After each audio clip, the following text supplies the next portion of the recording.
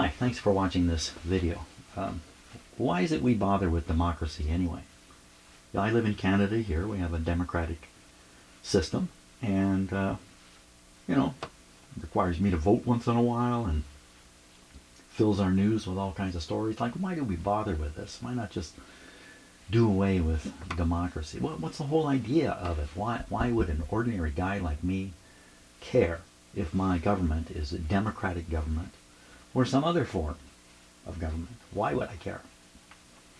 Well, one big reason is democracy prevents power from ending up in the hands of a single person.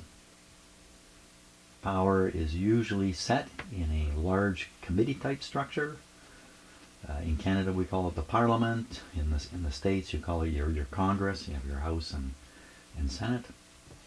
And that's where the power should reside. What kind of power? The power to, I don't know, maybe start a war. Or maybe the power to deal with international relations. Things like maybe, I don't know, maybe tariffs. Maybe all these things, the decision should be vested in a large body of people, and that protects us as individuals. Because if you let the power end up in the hands of one person, we run a huge, huge risk. What if that person isn't particularly smart?